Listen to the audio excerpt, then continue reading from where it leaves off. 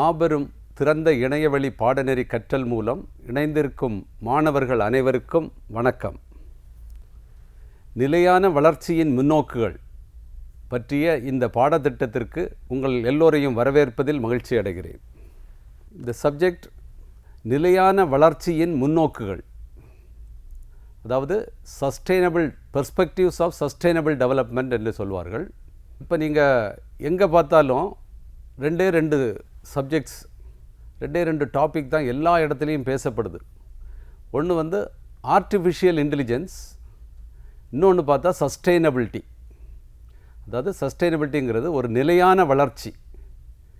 இது எல்லா ஃபீல்டுலேயும் ஒரு இம்பார்ட்டன்ஸ், ஒரு அதனோட தேவையை உலகம் எல்லாம் புரிஞ்சுக்கிட்டாங்க. சஸ்டெயினபிள் டெவலப்மெண்ட், ஒரு நிலையான வளர்ச்சி என்பது எல்லா துறைகள்லேயும் தேவைப்படுது. அதனால் எல்லா மாணவர்களும் இந்த நிலையான வளர்ச்சி என்பது என்ன, அது ஏன் இப்போது கொஞ்ச நாளாக எல்லாரும் பேசிக்கிட்டு இருக்கிறாங்க, அதுனா என்ன, அதை பண்ணலைன்னா என்ன ஆகும், அது எப்போ ஆரம்பிக்கப்பட்டது, இதை பற்றியெல்லாம் தெரிஞ்சுக்கிட்டால் தான் நம்மளும் அந்த நிலையான வளர்ச்சிக்கு கான்ட்ரிபியூட் பண்ண முடியும். அதை மனசில் வச்சு தான் இந்த நிலையான வளர்ச்சியின் முன்னோக்குகள் என்ற தலைப்பில் இந்த சப்ஜெக்டு எல்லாருக்கும் ஆஃபர் பண்ணுறோம். இது ஒரு இம்பார்ட்டன்ட் சப்ஜெக்டு. வர நாட்களில் இதனோட இம்பார்ட்டன்ஸ் அதிகமாயிட்டே இருக்கும். இதில் இந்த முதல் கிளாஸில் இந்த நிலையான வளர்ச்சினா என்ன, அதனோட தேவை எதனால், இது எப்போ ஆரம்பிக்கப்பட்டது, எப்படி உலகத்தில் இதை பற்றி பேச ஆரம்பித்தாங்க என்பதை பற்றி இந்த வகுப்பில் நம்ம தெரிஞ்சுக்கலாம். முதல்ல நிலைத்தன்மை என்றால் என்ன? இந்த நிலைத்தன்மைன்னா சஸ்டெயினபிலிட்டின்னு சொல்லுவாங்க. அந்த நிலைத்தன்மைனா நிறைய டெஃபினிஷன்ஸ் இருக்கும். அது எல்லாம் உங்களுக்கு நிறைய டெஃபினிஷன் இருந்தாலும் மொத்தமாட்ட அதுக்கு மீனிங் என்னன்னு கரெக்டாக புரிஞ்சுக்கணும். அதாவது நம்ம இப்போ ஒன்று பண்ணுறது எதிர்கால சந்ததியினருக்கு அது இடைஞ்சலாகவோ அல்லது நம்ம பண்ணுறதுனால அவங்களுக்கு அந்த இதை யூஸ் பண்ண முடியாமல் ஆகிறதோ ஆகலாம். ஏதாவது ஒரு ஆக்ஷன் பண்ணுறோம், இந்த ஆக்ஷன் அடுத்த ஜென்ரேஷன் மக்களுக்கு ஒரு இடைஞ்சலாட்ட ஆகலாம். அப்படி இல்லாமல் எதிர்கால சந்ததியினர் தங்கள் சொந்த தேவைகளை பூர்த்தி செய்யும் திறனை சமரசம் எதுவும் செய்யாமல் அவங்களுக்கு எல்லாம் அவைலபிளாக இருக்கணும். நம்ம பண்ணுறதுனால அங்கே ஒரு இடைஞ்சல் இல்லாமல் நிகழ்காலத்தின் தேவைகளை பூர்த்தி செய்வது தான் நிலைத்தன்மைங்கிற சொல்கிறாங்க. அதாவது நம்ம செய்கிற ஆக்ஷன் எதிர்கால சந்ததியினருக்கு ஒரு வகையிலையும் இடைஞ்சல் இருக்கக்கூடாது. அவங்களுக்கும் நம்ம அனுபவிக்கிற எல்லாமே அவங்களுக்கும் அவைலபிளாக இருக்கணும். அப்படி நம்மளோட ஒவ்வொரு செய்கைகளும் இருக்கணும். இதைத்தான் நிலைத்தன்மைன்னு சொல்கிறோம். இப்போது இந்த கடந்த ஒரு 200 வருஷமாட்டு தான் எல்லா உலகத்தில் எல்லாமே ஃபாஸ்ட் ஆக்ஷனாக இருக்குது. எல்லா எக்கனாமிக் ரெவல்யூஷன், இண்டஸ்ட்ரியல் ரெவல்யூஷன், எல்லாருக்கும் நிறைய எல்லா டெக்னாலஜி க்ரோத்னால எல்லாம் வளர்ந்துக்கிட்டே இருக்குது. இதனால தான் நம்மளோட மனித நல்வாழ்வு கெட்டுக்கிட்டு இருக்குது. சுற்றுச்சூழல் கெடுது, ஒரு சமூக சூழல் சரியாக இல்லை, ஒரு சமத்துவம் இல்லாமல் போகுது, பொருளாதார நம்பகத்தன்மை இல்லாமல் போகுது. இது எதனால் வருதுன்னா, நம்மளோட எல்லா க்ரோத் இந்த லாஸ்ட் 200 இயர்ஸில் நம்ம எல்லாம் பார்த்தோம்னா எல்லா ஆக்ஷன்ஸும் ஃபாஸ்ட்டாக இருக்கும். க்ரோத் ஃபாஸ்ட்டாக இருக்கிறதுனால நம்ம ஒரு சிஸ்டத்தில் நமக்கு என்ன தேவையோ அதை அச்சீவ் பண்ணுவோம். ஆனால் அதனால் சரௌண்டிங்கில் என்னென்ன டிஸார்டர் ஆகுது, என்னென்ன ஒரு நிலைத்தன்மை இல்லாமல் மாறுது, அதை பற்றி நம்ம நிறைய ஒருத்தரும் யோசிக்கிறதே இல்லை. ஈவன் ஒரு நோபல் அவார்டு வாங்குறவர் கூட அவர் பண்ணுற ரிசர்ச்னால என்ன கிடைக்குதுன்னு பார்ப்பார். ஆனால் அவர் பண்ணுற ரிசர்ச்னால என்விரான்மெண்ட் எப்படி டீக்ரேட் ஆகுது, அது ஆரோக்கியம் இல்லாமல் போகுது, பிளானட்டே கெட்டு போகுது, அதை பற்றியெல்லாம் எல்லாரும் சிந்திக்கிறது இல்லை. ஸோ ஒரு எனர்ஜின்னு நம்ம சொல்லுவோம். ஒரு எனர்ஜி வந்த பிறகு தான் எல்லா ஃபியூவல்ஸ்லேருந்து பவரை ஜென்ரேட் பண்ணி நம்ம டெக்னாலஜி எல்லாம் ரெவல்யூஷன் பண்ணிக்கிட்டு இருக்கிறோம். இந்த ரெவல்யூஷன் பண்ணுறதுனால தான் நம்ம லைஃப் கம்ஃபர்டபுளாக இருக்குது. நமக்கு வேண்டிய எல்லாம் வீட்டில் உள்ள எல்லாமே ஈஸியாக கம்ஃபர்டபுளாக எல்லாம் பண்ண முடியுது. ஆனால் இது கிடைக்கிற டைமில் இது கிடைக்கிறதுக்கு ஒரு எனர்ஜி ஃபாசில் ஃபியூல்லேருந்து எடுக்கிறோம், அதை பேர்ன் பண்ணுறோம். அதை பேர்ன் பண்ணுறப்ப அங்கே கார்பன் டை ஆக்சைடு ரிலீஸ் ஆகுது, இல்லை பாய்சனஸ் கேஸஸ் நிறைய ரிலீஸ் ஆகுது. ஏர் கண்டிஷனிங்காக குளோரோஃப்ளோரோ கார்பன்னு அதில் ரெஃப்ரிஜரண்ட் யூஸ் பண்ணுறோம், அது லீக் ஆகுது, அதனால வேர்ல்டில் பாய்சனஸ் கேஸ் வருது. இப்படி சுற்றுச்சூழல் என்விரான்மெண்ட் எல்லாமே டீக்ரேட் ஆகிட்டே இருக்கு. அதுக்கு பிறகு ஒரு இண்டஸ்ட்ரி, ஒரு சொசைட்டியில் ஒரு இண்டஸ்ட்ரியல் ஃபாஸ்ட் க்ரோத் நடக்குது. இப்போ எல்லாருக்கும் இப்போ இண்டஸ்ட்ரியல் எக்கனாமிலேருந்து இப்போ என்ன எக்கனாமி வருது, நாலெட்ஜ் எக்கனாமின்னு வருது. இப்போ நாலெட்ஜபிள் ஸ்டூடெண்ட்ஸு வந்து ஒரு ஆப் பண்ணுறாங்க, ஏதாவது ஒரு இதை ஃபாஸ்ட்டாக பண்ணிவிட்டு அவங்க சீக்கிரமாக ஒரு பிஸ்னஸில் மில்லியனியர்லாம் ஆயிடுறாங்க. ஆனால் நிறைய பேர் ஏழை மக்கள் வந்து அவங்களுக்கு அதே மாதிரி நாலெட்ஜ் இல்லாத மக்களால் கொஞ்சம் பணம் ஏர்ன் பண்ணுறதுக்கே கஷ்டமாக இருக்குது. அப்போது ஒரு சமூகத்தில் ஒரு பயங்கர ஒரு வேறுபாடு வந்துடும். ஒரு ரிச் பீப்புள், புவர் பீப்புள்னு ஒரு கேப்பு நிறைய அதிகமாகிட்டே இருக்கும். ஸோ எக்கனாமிக் டெவலப்மெண்ட் வந்து ஒரு எல்லாருக்கும் ஒரு நம்பகத்தன்மை இல்லாமல் பண்ணிடுது ஒரு சொசைட்டியில். இதனால் நிறைய இடைஞ்சல் வரும். சொசைட்டியில் எல்லாம் சுமூகமாக வாழ முடியாது. ஒரு ரிச் புவர் கேப் அதிகமாக நினைக்க சொசைட்டியில் வேறு ப்ராப்ளம்ஸ் எல்லாம் வரும். ஸோ ஒரு எக்கனாமிக் டெவலப்மெண்ட் வந்து ஒரு இன்க்ளூசிவ் க்ரோத் இருக்கணும். எல்லாரையும் அழைச்சி எல்லாரையும் வளர்த்து கொண்டு போகிற மாதிரி ஒரு தன்மை இருந்தால் தான் அது நிலைத்தன்மைன்னு சொல்கிறோம். ஸோ ஒரு நிலைத்தன்மைனா ஒரு சுற்றுச்சூழல் ஆரோக்கியமாட்டு இருக்கிறது மாதிரி உள்ள ஆக்ஷன்ஸ் தான் பண்ணுறது. சமூக சமத்துவம், எல்லாரும் சொசைட்டியில் ஒரு சமத்துவம் எல்லாத்துட்டையும் இருக்கணும். ஒரு கேப்பு, ஒரு இன்இக்வாலிட்டிலாம் வந்துடக்கூடாது. எக்கனாமிக்கில் ஒரு நம்பகத்தன்மை இருக்கணும். பொருளாதார மேம்பாட்டில் ஒரு நம்பகத்தன்மை இருக்கணும். அப்படி இருந்தால் மட்டும்தான் அது ஒரு சஸ்டெயினபிள் க்ரோத்துன்னு சொல்ல முடியும். அதாவது ஒரு நிலையான வளர்ச்சி என்று சொல்ல முடியும். இப்போ நீங்கள் எல்லாரும் எல்லா இடமும் இதை பற்றி பேசுகிறத நீங்கள் கேட்டிருப்பீங்க. அதாவது காலநிலை மாற்றம், சமூக ஏற்றத்தாழ்வுகள் மற்றும் வளக்குறைவு. அதாவது ரிசோர்ஸு, நம்ம வந்து பூமியில் நிறைய ரிசோர்ஸ் இருக்குது. ஒரு ஆற்றுல நிறைய மண் இருக்குது. வீடு கட்டுறதுக்கெல்லாம் மண்ணெல்லாம் ஆற்றுலேருந்து எடுத்துக்கிட்டு இருந்தாங்க. ஆனால் அதை சில டைமில் நிறைய எடுத்துடுறோம். அதுக்கு பிறகு அந்த மண்ணை யூஸ் பண்ணக்கூடாதுன்னு சொல்கிறோம். அதெல்லாம் ஒரு வளம். அந்த வளத்தில் குறைவு வந்துடுது. அப்போ நம்ம இருக்கும்போதே அதில் குறைவுனா அடுத்த ஜென்ரேஷனுக்கு அது இல்லாமலே ஆகிடுது இல்லை. இதுதான் நிலையத்தன்மை இல்லைன்னு சொல்கிறோம். ஸோ இப்போ இந்த காலகட்டத்தில் நம்ம எல்லாத்தையும் நிறைய யூஸ் பண்ணுறோம். ஒரு பல்லாயிரக்கணக்கான வருடங்களாட்டு பூமியில் ஸ்டோர் பண்ண நம்ம ஃபியூவல்ஸ், அதாவது பெட்ரோல், டீசல், நிலக்கரி போன்றவெல்லாம் எத்தனையோ ஆயிரக்கணக்கான வருடங்களாக, 1000 கூட இல்லை, பல்லாயிரக்கணக்கான வருடங்களாட்டு ஸ்டோர் பண்ணதை நம்ம அந்த 200 வருஷத்தில் அழிச்சிட்டோம். அதே மாதிரி இப்போல்லாம் வீடு கட்டுறோன்னு சொல்லிட்டு மண்ணுகள் எல்லாத்தையும் அழிச்சிடுறோம். ரிசோர்ஸ், அதாவது நம்ம பூமியில் உள்ள ரிசோர்ஸ் அதிகமாக இருக்குது. ஆனால் அதை ஒரு லெவலுக்கு மேலே நம்ம அதை அவ்வளோத்தையும் எடுத்து நம்ம ஜென்ரேஷன்லேயே அது இல்லாமல் பண்ணிடுறோம். அப்போ அடுத்த ஜென்ரேஷனுக்கெலாம் அதை பார்க்க முடியாமல் பண்ணிடுறோம். அப்போ அவங்களுக்கு அந்த வளங்கள்லாம் இல்லாமல் பண்ணிடுறோம். சமூகத்தில் ஏற்றத்தாழ்வு இருக்குது. காலநிலை மாற்றத்தை பற்றி இப்போ நீங்கள் அடிக்கடி ஒரு திடீர்னு பெரிய புயல் வருது, சைக்ளோன் வருது, இதே மாதிரிலாம் அதிகமாட்டு இப்போ இந்த காலத்தில் வருதுன்னா இது எல்லாத்துக்கும் இண்டஸ்ட்ரியல் ரெவல்யூஷன் ஆனதுனால தான். காலநிலை மாற்றம், கிளைமேட் சேஞ்சுன்னு சொல்கிறோம். ஸோ இந்த காலநிலை மாற்றம்லாம் இதனோட விளைவுகளால் தான். எதனால்? ஒரு fast growth in all actions.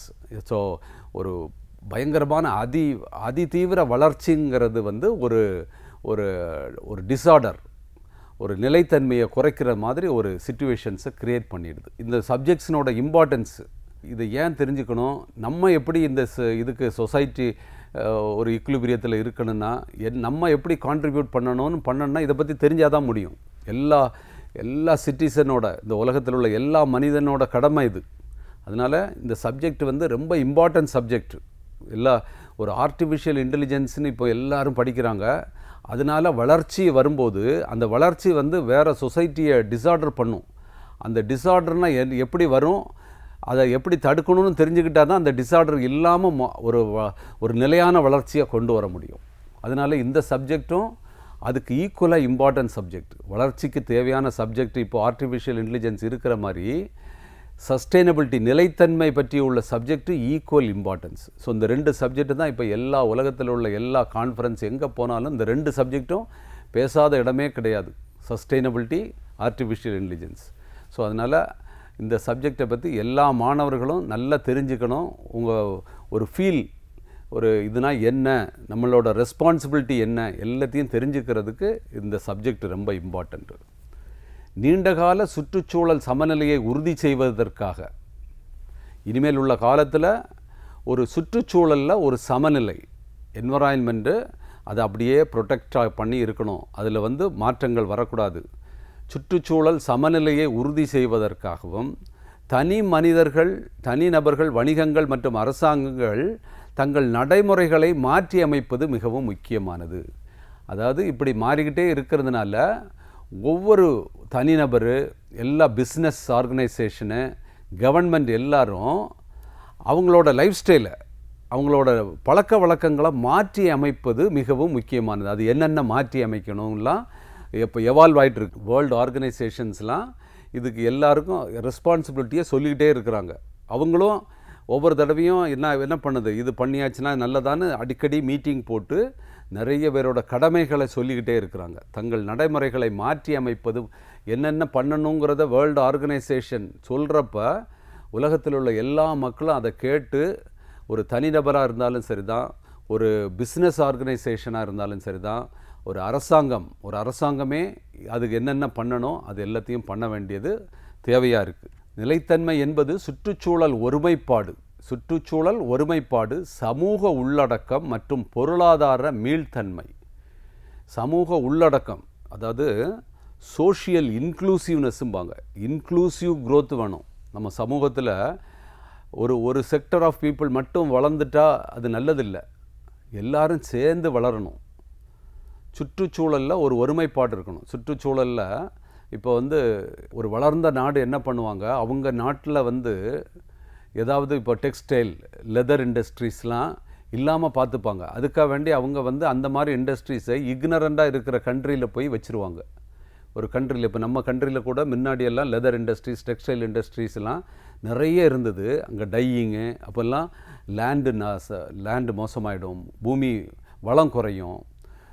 So இது வந்து சுற்றுச்சூழலில் ஒருத்தர் நமக்கு அவேர்னஸ் வந்த பிறகு நம்ம அவேர்னஸ் இல்லாத ஆளுங்களுக்கு இடத்துல போய் எல்லாம் பண்ணி அவங்க இடத்த நாசம் பண்ணக்கூடாது. இது எல்லாரோட கடமை. இந்த உலகம் ஃபுல்லாக ஒரு சுற்றுச்சூழல் பாதுகாக்கப்படணும். நம்ம இப்போதைக்கு அவங்களுக்கு எதாவது பண்ணாலும் அது ஃபைனலாட்டு இந்த பிளானட்டுக்கு தான் ப்ராப்ளம் வரும். அதனால் எல்லோரோட ரெஸ்பான்சிபிலிட்டி. அது மாதிரி சமூக உள்ளடக்கம்ங்கிறது ஒரு inclusive growth in the society. அந்த சொசைட்டியில் ஒரு செக்டர் ஆஃப் பீப்புள் வந்து அஃபெக்ட் ஆனானிக்க அது கண்டிப்பாக அவங்க வந்து அதுக்கு பிறகு போராட்டத்துக்கு வருவாங்க. எங்களுக்கு இது இல்லைனானிக்க அவங்க இருக்கிறவங்கள பார்த்து போராட்டத்துக்கு தான் வருவாங்க. அதனால் எல்லாரும் சேர்ந்த ஒரு வளர்ச்சி தேவை. பொருளாதார மீள்தன்மை, அதாவது சில டைமில் இப்போ நிறைய பேர் பார்த்துருக்குறோம், அவங்க வளர்ந்து வரதுக்குள்ளே ஒரு நேச்சுரல் கலாமிட்டி வரும், அவங்களோட எல்லா பொருளும் அழிஞ்சு போயிடும். அப்போ அழிஞ்சிட்டானிக்க என்ன ஆகும், உடனே அவங்களுக்கு லைஃப்பில் ஒரு 20 வருஷத்துக்கு பேக்கில் போயிடுறாங்க. அப்படிலாம் இருக்கிறப்ப அவங்கள மீட்கிறதுக்கு, அதாவது பொருளாதாரத்தில் யாருக்காவது ஒரு கஷ்டம் வந்துச்சுன்னா அதை மீள்தன்மை இருக்கிறதுக்கு எல்லாரும் சேர்ந்து ஒர்க் பண்ணணும். அதாவது நிறைய பேர் அவங்களுக்கு ஒரு வீடு இருக்கும், அந்த வீடு வந்து ஒரு பெரிய நேச்சுரல் கலாமிட்டி வந்தாச்சுன்னா அது வீடு போயிடும். அதுக்கு பிறகு அவங்கள காப்பாற்றணும். அது ஒரு ரெசிலியன்ஸ்னு சொல்லுவாங்க. அதை பொருளாதாரத்தில் எல்லாரையும் மீட்கும் தன்மை எல்லாருக்கும் இருக்கணும். அது இண்டிவிஜுவலாக இல்லைன்னா அது சொசைட்டல் ரெஸ்பான்சிபிலிட்டி. அது எல்லோரும் சேர்ந்து எக்கனாமிக்கலாக எல்லாரையும் மீட்டெடுக்கிற சக்தி இருக்கணும்.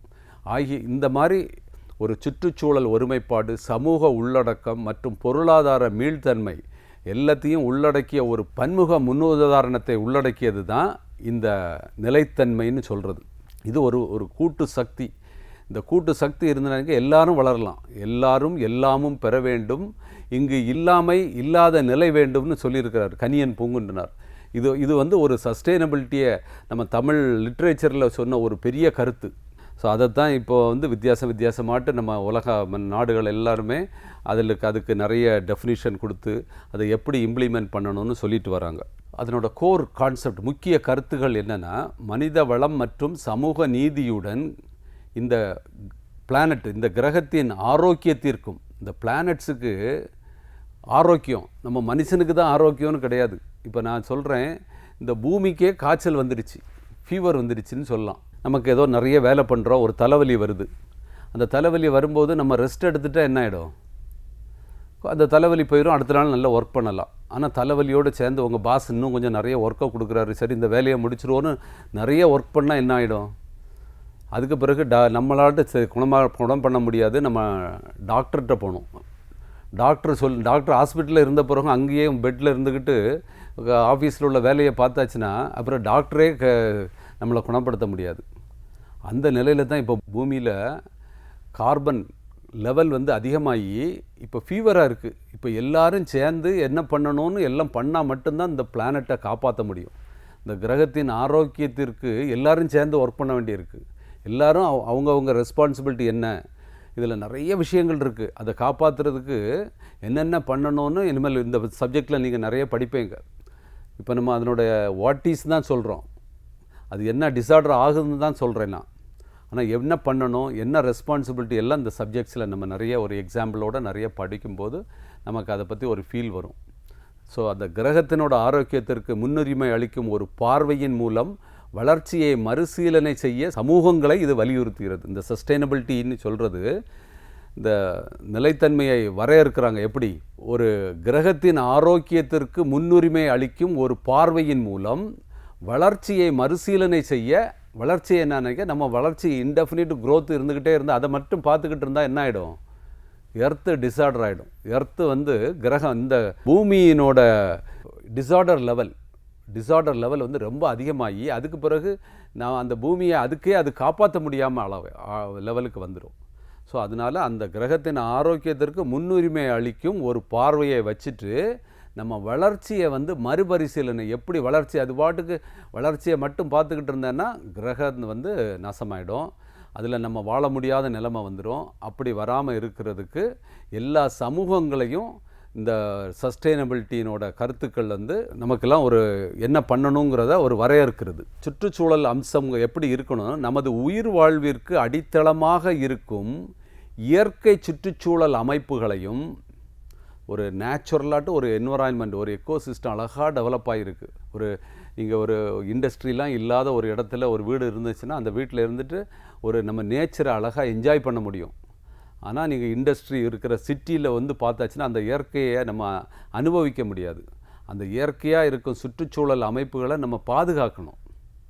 நம்ம அப்படி பாதுகாத்தா தான் நம்ம உயிர் நம்ம ஜென்ரேஷன் அடுத்த ஜென்ரேஷன்லாம் இந்த இடத்துல வாழ முடியும்.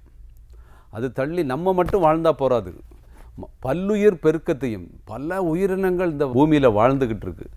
அந்த உயிரினங்கள் எல்லாமே நல்லா வளமாக வாழ்கிறதுக்கு உள்ள சூழ்நிலையை உருவாக்கணும். அதுதான் பயோடைவர்சிட்டின்னு ஒரு கான்செப்டும் இப்போ அது நம்ம கவர்மெண்ட் மட்டும் இல்லை, உலகத்தில் ஃபுல்லாக இயற்கை சுற்றுச்சூழலை பாதுகாக்கிறது, என்விரான்மெண்டல் கன்சர்வேஷன், அதுக்கு பிறகு பயோடைவர்சிட்டி, இந்த ரெண்டையும் வச்சு தான் இந்த என்விரான்மெண்டல் சுற்றுச்சூழல் அம்சத்தை பாதுகாக்கிறதுக்காக நிறைய எஃபர்ட் போடுறாங்க.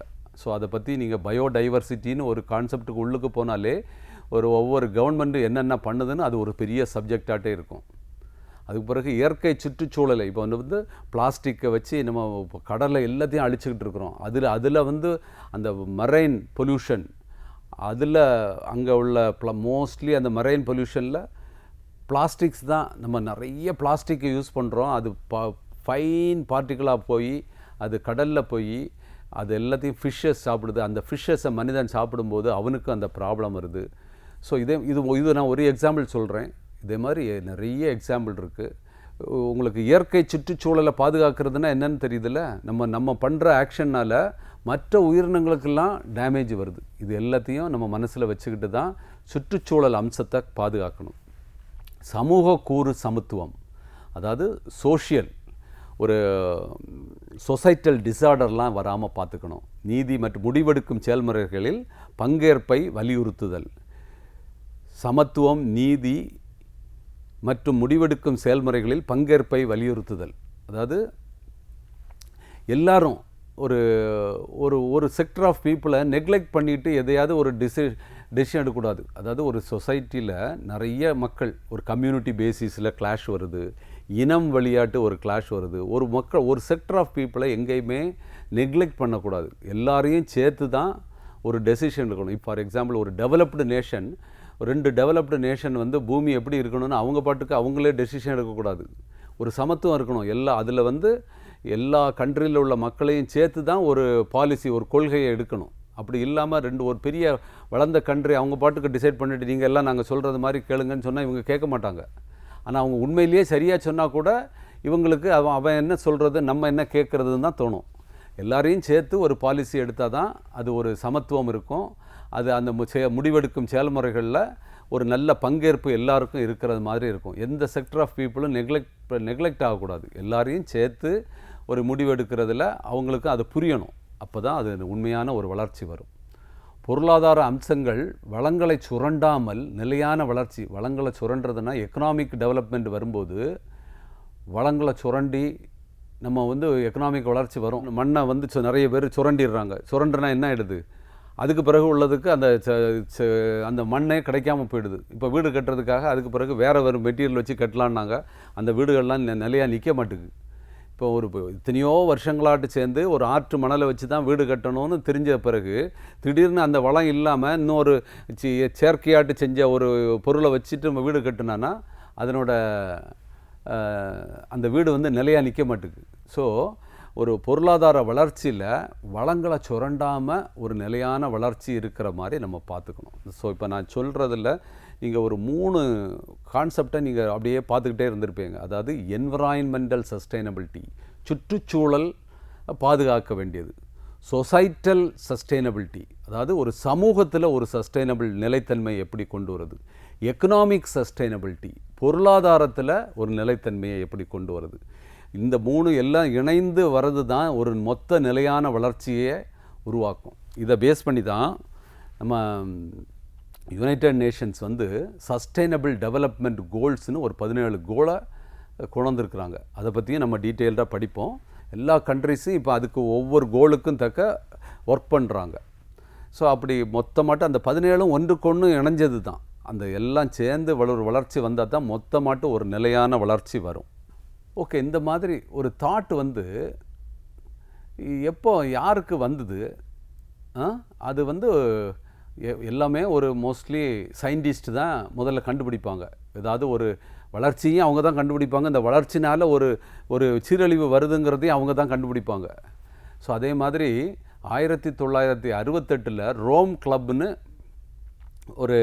ஒரு சிந்தனையாளர்கள் யாரெல்லாம், ஒரு செல்வாக்கு மிக்க விஞ்ஞானிகளும் கொள்கை வகுப்பாளர்களும் சேர்ந்து ஒரு சிந்தனை, அதாவது திங்க் டேங்க்னு சொல்லுவாங்க, அதாவது சிந்தனை குழு, அவங்க தான் உட்கார்ந்து இதை பற்றி திங்க் பண்ண ஆரம்பித்தாங்க. இந்த வளர்ச்சி இவ்வளவு பெருசாக தீவிரமாக போகுதா, இதனால் நிறைய டேமேஜ் வர்றதை அவங்க ஃபீல் பண்ணிட்டாங்க. அதனால் அவங்க ஒரு கருத்து பரிமாறிப்பட்டு கட்டுப்பாடற்ற பொருளாதார வளர்ச்சியின் மோசமான விளைவுகள் குறித்து எச்சரித்த ஒரு அறிக்கையை அவங்க கொடுக்க ஆரம்பித்தாங்க. அதாவது கட்டுப்பாடற்ற பொருளாதார வளர்ச்சியின் மோசமான விளைவுகளை குறித்து ஒரு எச்சரிக்கை கொடுக்க ஆரம்பித்தாங்க. எப்போ? 1968. எப்போவுமே சயின்டிஸ்ட்டு, அதுவும் வளர்ந்த நாடுகளில் உள்ள சயின்டிஸ்ட்டு கொஞ்சம் பேர் சேர்ந்து சொல்லியாச்சுன்னா அதுக்கு பிறகு அதை அட்மினிஸ்ட்ரேட்டர்ஸ் லிசன் பண்ண ஆரம்பிப்பாங்க. அதாவது சயின்டிஸ்ட் இருப்பாங்க, பாலிசி மேக்கர்ஸ், அட்மினிஸ்ட்ரேட்டர்ஸ் இருப்பாங்க, பொலிட்டீஷியன்ஸ் இருப்பாங்க. ஸோ இவங்க எல்லாருக்கும் சயின்டிஸ்டேருந்து கொடுக்குற இன்ஃபர்மேஷன்ஸு பொலிட்டீஷியன்ஸ் போனால் தான் ஏதாவது பாலிசிஸ் இம்ப்ளிமெண்ட் ஆகும். அட்மினிஸ்ட்ரேட்டர்ஸ் பாலிசியை டிவைஸ் பண்ணுவாங்க, பொலிட்டீஷியன்ஸும் கன்வின்ஸ் ஆனால் தான் அது பாலிசி இம்ப்ளிமெண்டேஷன் ஆகும். அவங்களோட சிந்தனைகள் ஒரு அறிக்கையாட்டு 1972 வெளியிடப்பட்டது. அதிவேக பொருளாதார மற்றும் மக்கள் தொகை வளர்ச்சியின் விளைவுகளை கணிக்க கணினி மாடலிங், ஒரு கம்ப்யூட்டர் மாடல் போட்டாங்க. அதில் ஏன்னா எல்லா வளர்ச்சி வரும்போது என்ன ஆயிடுச்சு, முன்னாடிலாம் மக்களோட ஆவரேஜ் லைஃப் கம்மியாக இருந்தது. இப்போ அதிதீவிர வளர்ச்சி வரும்போது, மெடிக்கல் டெவலப்மெண்ட்ஸ் நிறைய வரும்போது மக்களோட லைஃப் பீரியட் அதிகமாகுது, பர்த் ரேட் அதிகமாக இருந்ததுன்னா என்ன ஆகும், நிறைய மக்கள் உலகத்தில் வந்தாச்சுன்னா எல்லாருக்கும் எல்லாமே இந்த உலகத்தில் கிடைக்குமாங்கிறது டவுட்டு. அதனால் மக்கள் தொகை வளர்ச்சியின் விளைவுகள்னால என்ன வரும், மக்கள் தொகை எவ்வளவு தீவிரமாக வளர்ச்சி பெற்றுட்ருக்கு, பொருளாதாரம் எவ்வளோ வளர்ச்சி பெறுது, இதனால் என்னென்ன விளைவுகள் வருங்கிறதெல்லாம் ஒரு கம்ப்யூட்டர் மாடலிங்கில் போட்டு ஒரு அறிக்கையாட்டு 1972 கொடுத்தாங்க. ஸோ சூழல் சரிவு, அதாவது என்விரான்மெண்டல் டீக்ரடேஷன், சமூக அமைதியின்மை, ஒரு சொசைட்டியில் ஒரு பீஸ்லாம் இல்லாமல் ஒரு அமைதியின்மை மற்றும் வளங்கள் குறைதல் ஆகியவற்றை முன்னிலைப்படுத்துகிறது. அதில் தான் அவங்க சொல்ல ஆரம்பித்தாங்க, என்னது, என்விரான்மெண்ட் சரிவாகிட்டு இருக்குது, சமூகத்தில் ஒரு அமைதி இல்லாமல் நிலைமை வந்துக்கிட்டு இருக்குது, வளங்கள்லாம் குறைஞ்சிக்கிட்டு இருக்குன்னு அப்போ தான் அந்த ரிப்போர்ட்டில் சொன்ன பிறகு தான் மக்கள் என்னடா இது நம்ம வளர்ச்சி ஆகிட்டு இருக்கோன்னு நினைக்கிறோம், இவங்க எல்லாம் குறையுதுன்னு சொல்கிறாங்களேன்னு உலகெல்லாம் திங்க் பண்ண ஆரம்பித்தாங்க. மனித நடவடிக்கைகளுக்கான நிலையான வரம்புகள் குறித்த உலகளாவிய விழிப்புணர்வை அது தூண்டிச்சு. எல்லாத்துக்கும் நம்மளோட ஹியூமன் ஆக்ஷன் ஒரு நிலையான வரம்புகள் குறித்த அதுக்கெல்லாம் ஒரு வரம்பு இருக்குங்கிறது அவங்களுக்கு தெரிஞ்சுது. வளர்ச்சிக்கு அது பாட்டுக்கு எல்லாரும் வளர்ச்சி மட்டும் பார்த்துக்கிட்டு இருந்தான்னா அந்த அதர் சைடில் சரௌண்டிங்கில் என்ன டிஸார்டர் ஆகுதுங்கிறத பார்க்காமலே இருந்துட்டாங்க. அதுக்கு பிறகு தான் அதை பற்றி உள்ள தாட்ஸ் எல்லா மனுஷனுக்கு சொசைட்டிக்கு எல்லாம் வர ஆரம்பிச்சுது. சுற்றுச்சூழல் சிந்தனையில் முக்கியமான தருணம். இந்த சுற்றுச்சூழலை பற்றி உள்ள சிந்தனையில் அந்த 1970s அந்த ஒரு ரிப்போர்ட்டு தான் ஒரு சிந்தனையை எல்லாருக்கும் மனசுலையும் தூண்டிச்சு. அந்த நடந்த விவாதத்தில் ஒரு பெரிய தாக்கத்தை உண்டு பண்ணிச்சு. மேற்கூறிய 2 மைல்கற்கள் வளர்ச்சி மற்றும் மேம்பாடு பற்றிய சிந்தனையில் மாற்றத்தை ஏற்படுத்துகிறது. அதுக்கு பிறகு தான் வளர்ச்சியில் ஒரு மாற்றத்தை ஏற்படுத்தி, அதாவது வளர்ச்சியில் ஒரு லிமிட்டேஷனை கொண்டு நிலைத்தன்மை இயக்கத்திற்கு ஒரு அடித்தளம் அந்த டைமில் தான் அமைக்கப்பட்டது.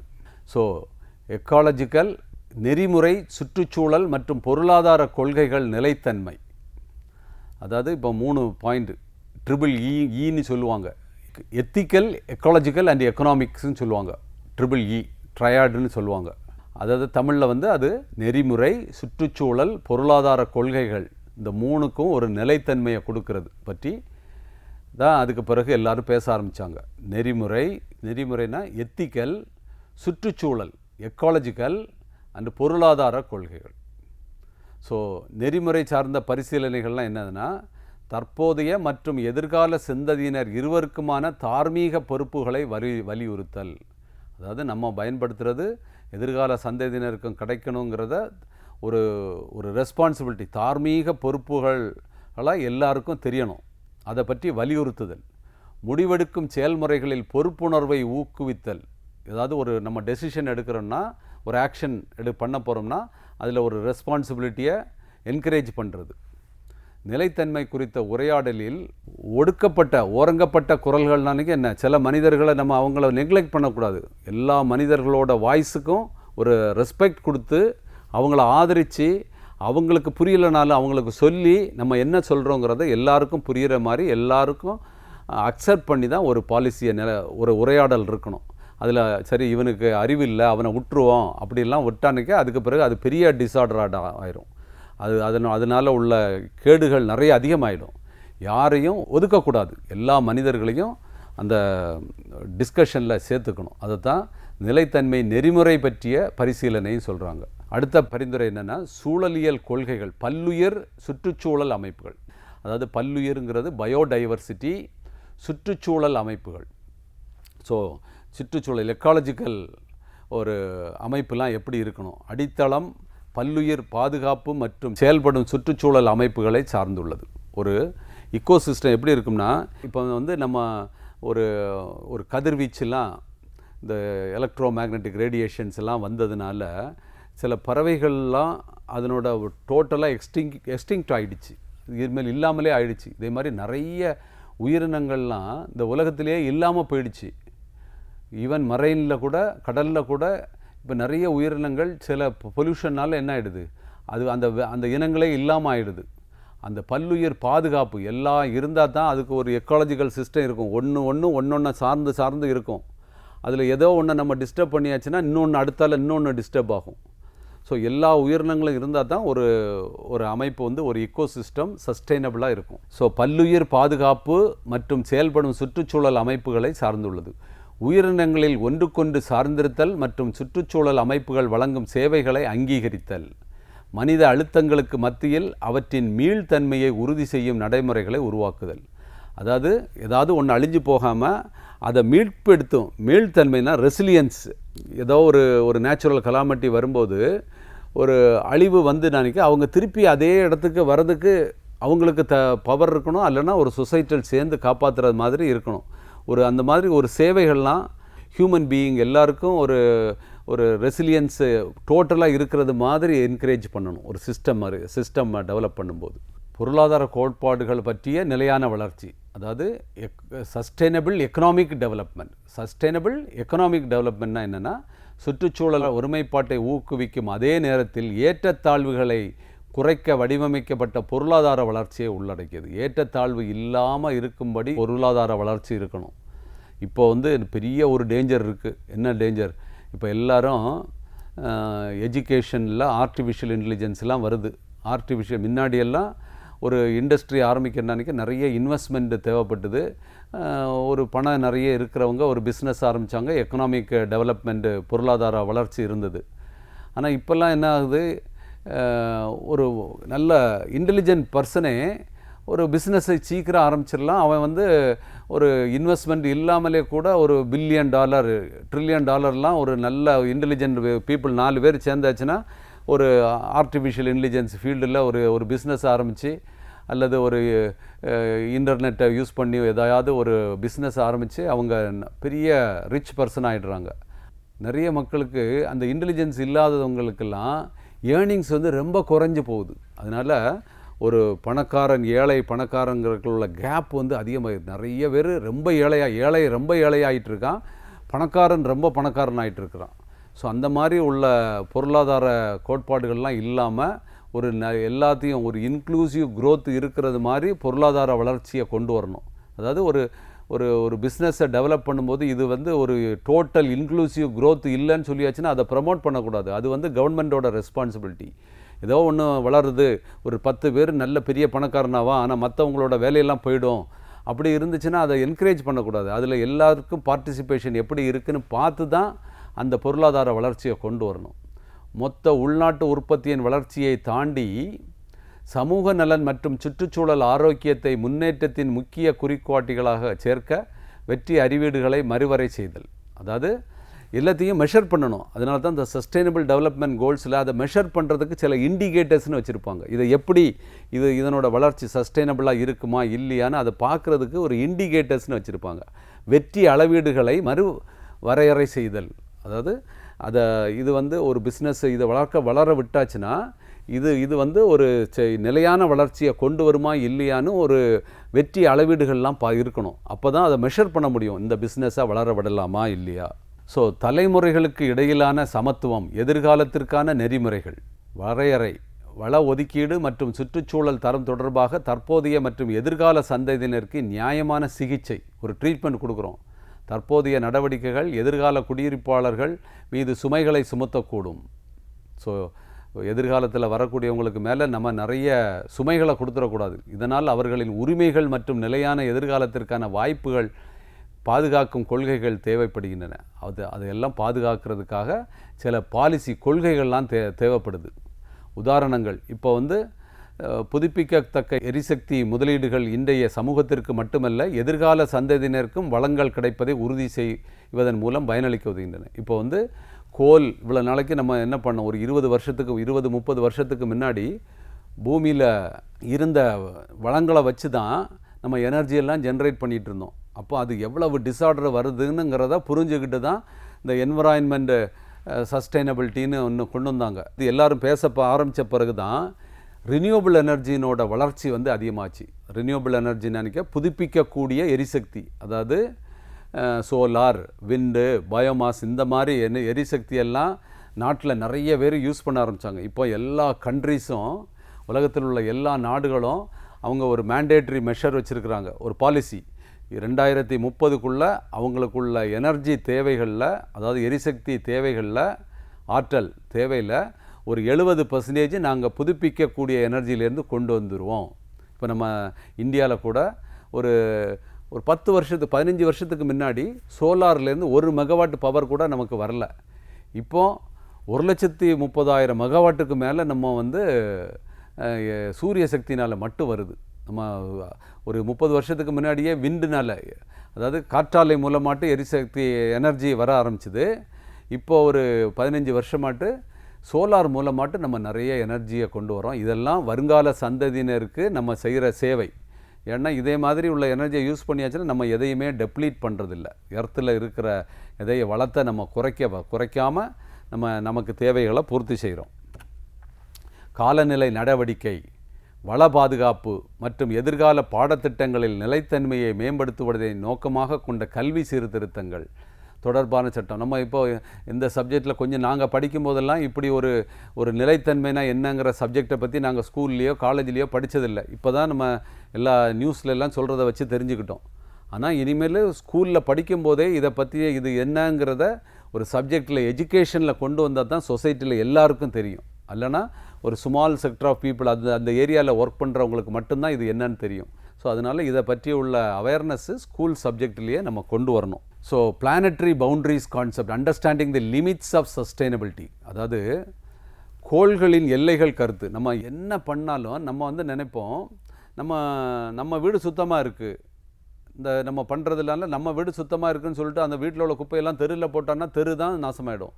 சரி, தெருவையும் நல்லா வச்சுக்கணும்னு சொல்லிட்டு ஒரு இடத்துல போய் எல்லா குப்பையும் போட்டாங்கன்னா அங்கேருந்து கேஸ் ஜென்ரேட் ஆகி மொத்தமாக என்விரான்மெண்ட், அதாவது நம்ம ஆகாய மார்க்கத்தில் கார்பன் டை ஆக்சைடு லெவல், மீத்தேன் லெவல்லாம் அதிகமாகும். அதாவது நம்ம கடைசி எல்லாமே இந்த பிளானட்ஸு வரைக்கும் நம்ம பார்த்துக்கணும். பவுண்ட்ரிஸ் வந்து நம்ம இந்த பிளானட் தான், இந்த பிளானட்டை பாதுகாக்க வேண்டியது எல்லோரோட கடமை. அதுதான் நமக்கு பவுண்ட்ரி. அதுக்காக நிறைய ஒரு 9 முக்கிய வரம்புகளை அடையாளம் காட்டுறாங்க. அதில் 2 ரொம்ப இம்பார்ட்டண்ட்டு. எதெல்லாம்னா காலநிலை மாற்றம், கிளைமேட் சேஞ்சு, பல்லுயிர் இழப்பு, அதாவது பயோடைவர்சிட்டி. அதில் நிறைய பல உயிர்கள் வந்து இழந்துக்கிட்டே இருக்கிறது. ஸோ இதை காப்பாற்றணுன்றதுக்கு தான் காலநிலையையும் சீர்குலைக்காமல் பார்த்துக்கிறதுக்கும் பயோடைவர்சிட்டியும் ரொம்ப இம்பார்ட்டண்ட்டான ஒரு கொள்கையில் தேவைப்படுது. சுற்றுச்சூழலுடனான நமது உறவை மறுபரிசீலனை செய்யுமாறு நம்மை வலியுறுத்துகிறது. இந்த எல்லைகளை மீறுவதை தடுக்க அனைத்து துறைகளிலும் நிலையான நடைமுறைகளின் அவசியத்தை வலியுறுத்துகிறது. பூமியின் சுற்றுச்சூழல் திறன்களுடன் ஒத்துப்போக நம்ம நுகர்வு முறைகள், அதாவது நம்ம கன்சம்ஷன், நிறைய பொருள்லாம் கன்சம் பண்ணுறோம், அது எப்படி கன்சியூம் பண்ணணும், அதை எப்படி உற்பத்தி செய்யணும், அதை பற்றி உள்ள கட்டமைப்பு, தொலைநோக்கு மாற்றங்களை இது அவசியமாக்குகிறது. அதாவது இனிமேல் எப்படி நம்ம கன்சப்ஷன், எல்லா பொருளையும் எப்படி கன்சியூம் பண்ணணும், எப்படி உற்பத்தி பண்ணணுங்கிறதெல்லாம் பற்றி நமக்கு ஒரு பாலிசிஸ்லாம் தேவைப்படுது. ஸோ நிலைத்தன்மையை செயல்படுத்துவது என்பது சுற்றுச்சூழல் அம்சம், சமூக கூறு மற்றும் பொருளாதார அம்சம் ஆகிய 3 பரிணாமங்களை ஒருங்கிணைப்பதை உள்ளடக்கியது. நான் இப்போ இவ்வளவு நேரம் சொன்னதில் நீங்கள் நல்லா பார்த்தீங்கன்னா நமக்கு சஸ்டெயினபிலிட்டி தேவைன்னு தெரியுது. அந்த சஸ்டெயினபிலிட்டியில் 3 அம்சங்கள், அதாவது என்வரான்மெண்ட் சஸ்டெயினபிலிட்டி, பிறகு சமூகங்கிறது சோஷியல் சஸ்டெயினபிலிட்டி, அது பிறகு எக்கனாமிக் சஸ்டெயினபிலிட்டி. இது 3ன்னா என்ன, அதுக்காக நம்ம என்ன பண்ணணும்னு சொன்னோம். இது எல்லாத்தையும் பண்ணுறதுக்காக நிறைய மாநாடுகள், அதாவது உலக அளவில் இது வந்து ஒரு இந்தியா மட்டும் தனியாட்டு இதை கொண்டு வந்துட முடியாது. உலக நாடுகள் எல்லாம் சேர்ந்து தான் நம்ம இப்போ சஸ்டெயினபிலிட்டினா என்னன்னு சொன்னோம்ல, அதாவது நிலைத்தன்மைனா என்னன்னு சொன்னோம். அதனால் என்ன பிரச்சனைகள் வருது, அந்த பிரச்சனைகள், அந்த சவால்களை சமாளிப்பதற்காக என்ன செய்ய வேண்டும்லாம் பார்த்தோம். அதை வந்து ஒரு தனி நாடு தனியாட்டு செயல்படுத்த முடியாது. அதனால தான் உலக நாடுகள்லாம் சேர்ந்து மாநாடு போட்டு அந்த ஒவ்வொரு மாநாட்டிலையும் ஒரு தீர்வுகள்லாம் கொண்டு வந்து அதை உலகம் ஃபுல்லாக அதை இம்ப்ளிமெண்ட் பண்ணுறதுக்காக பண்ணுறாங்க. அதில் வந்து ஸ்டாக்ஹோம் மாநாடு, earth summit, Rio earth summit 1992, Kyoto புரோட்டோக்கால்லாம் ஒரு இம்பார்ட்டண்ட்டானது. இதை பற்றி நம்ம பாரிஸ் அக்ரிமெண்ட்டு, இதை பற்றி உள்ளது எல்லாத்தையும் நம்ம அடுத்த கிளாஸில் நம்ம படிக்கிறோம். ஸோ இந்த அக்ரிமெண்ட்லாம் வந்து தான் யுனைடெட் நேஷன்ஸ் வந்து சஸ்டெயினபிள் டெவலப்மெண்ட் கோல்ஸ்னு கொண்டு வந்தாங்க. ஸோ எல்லா அக்ரிமெண்ட்டில் ஒவ்வொரு கண்ட்ரியில் போட்ட அக்ரிமெண்ட்டு உலக நாடுகள் எல்லோரும் சேர்ந்து தான் அதை பண்ணாங்க. இப்போ அது எல்லாத்தையும் சேர்த்து யுனைடெட் நேஷன்ஸ் வந்து சஸ்டெயினபிள் டெவலப்மெண்ட் கோல்ஸ்னு கொண்டு வந்திருக்கிறாங்க, ஒரு 17 SDGsன்னு. இதை பற்றி எல்லாம் இது என்னன்னு தான் இன்ட்ரொடக்ஷன் கொடுத்துருக்குறேன். அந்த 17 SDGக்கும் ஒரு இன்டர்லிங்கேஜ்லாம் இருக்குது, அதை பற்றி எல்லாத்தையும். ஸோ எல்லா கண்ட்ரிஸும் சேர்ந்து 1972லேருந்து என்னென்ன மாநாடுலாம் போட்டாங்க, அதில் ஒவ்வொரு மாநாட்டிலையும் என்னென்ன தீர்மானங்களை கொண்டு வந்தாங்க, அதுக்கு பிறகு அதெல்லாம் பேஸ் பண்ணி யுனைடெட் நேஷன்ஸ் வந்து சஸ்டெயினபிள் டெவலப்மெண்ட் கோல்ஸை கொண்டு வந்தாங்க. இது எல்லாத்தையும் பற்றி நம்ம வர்ற கிளாஸில் படிக்கிறோம். இந்த கிளாஸில் நம்ம தெரிஞ்சுக்கிட்டது நிலைத்தன்மைனா என்ன, அதில் 3 வகையான நிலைத்தன்மைகள் இருக்குது. அதாவது environment sustainability, social sustainability, economic பொருளாதார நிலைத்தன்மை. இந்த 3 சஸ்டெயினபிலிட்டி இல்லாமல் இருந்தாச்சுன்னா என்ன மாதிரி இடைஞ்சல் வரும், இதை பாதுகாக்கிறதுக்கு நம்ம என்ன ரெஸ்பான்சிபிலிட்டி, என்ன பாலிசிலாம் கொண்டு வரணும், இது யாருக்கு முதல்ல இதை பற்றி திங்கிங் வந்தது, அதாவது அவங்க எல்லாம் சேர்ந்து 1968 ஆரம்பித்தாங்க. இந்த ப்ராப்ளத்தை பற்றியெல்லாம் சொல்லி ஒரு 1972 ஒரு ரிப்போர்ட் கொடுத்தாங்க. அந்த ரிப்போர்ட்டு உலக மக்களுக்கு எல்லாருக்கும், உலக நாடுகளுக்கு எல்லாருக்கும் அதனோட இம்பார்ட்டன்ஸ் தெரிஞ்சு அதுக்கு பிறகு இதை பற்றி உலகம் ஃபுல்லாக பேச ஆரம்பிச்சிட்டாங்க. இப்போ வர்ற கிளாஸில் நம்ம இந்த மாநாடுகள்லாம் என்னென்ன தீர்மானங்கள் கொண்டு வந்தாங்க, அந்த தீர்மானத்தை பேஸ் பண்ணி இப்போது சஸ்டைனபிள் டெவலப்மெண்ட் கோல்ஸ் எப்படி எவால்வ் ஆனாங்கிறத பற்றி அடுத்த கிளாஸில் படிக்கலாம். வணக்கம்.